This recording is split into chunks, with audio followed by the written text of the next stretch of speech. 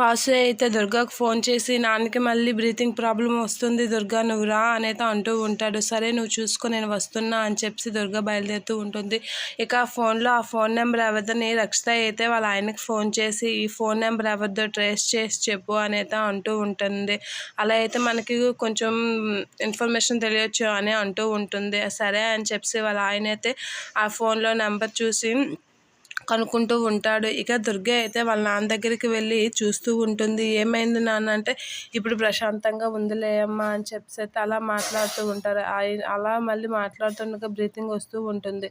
ఇక విజయేంద్ర అయితే పేపర్లో వాళ్ళ నాన్న చనిపోయిన మంత్లో ఎవరైనా చనిపోయారా ఏంటని వెతుకుతూ ఉంటాడు. అందులో కొందరిని చంపిన వీడియోలు, బాంబ్ బ్లాస్ట్ అయినవి గట్రా చూస్తూ ఉంటాడు. అది చూసి విజయేంద్ర అయితే షాక్ అవుతూ ఉంటాడు. అందులో ఒక అతని పేరు సీఏకి ఫోన్ చేసి చెప్తూ ఉంటాడు. అలా చెప్పగానే, అవును అతనే మీ నాన్న తెలిసిన ఫ్రెండ్, అతను కానీ మనకి బతికుండి మనకి కనిపిస్తే అతను మనకి ఇదవుతాడు అని చెప్పి, మీ నాన్న ఎవరు చంపారో ఆధారాలు తెలుస్తాయి అని అయితే అంటూ ఉంటాడు. అవునా సార్, సరే నేను ఇప్పుడే కనుక్కుంటాను అని అయితే విజయేంద్ర వర్మ అయితే అతనితో ఫోన్ చేసి మాట్లాడుతూ ఉంటాడు.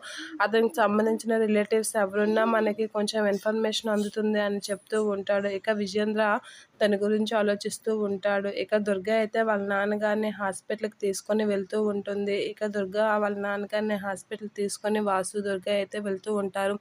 విజయేంద్ర అయితే దుర్గకి ఫోన్ చేస్తూ ఉంటాడు. ఇక హాస్పిటల్లో జాయిన్ చేసిన అతనితో దుర్గ వాళ్ళు మాట్లాడుతూ ఉంటారు. ఇక రక్షిత అయితే ఫోన్ ఇన్ఫర్మేషన్ కలుసుకొని ఈ రోజుతో ఆడికి చావు అని చెప్పేసి అయితే మాట్లాడుకొని కారులో నుంచి అలా హాస్పిటల్కి వాళ్ళు బయలుదేరుతూ ఉంటారు. ఇక విజయేంద్ర అయితే దుర్గ గురించి ఆలోచిస్తూ ఉంటాడు.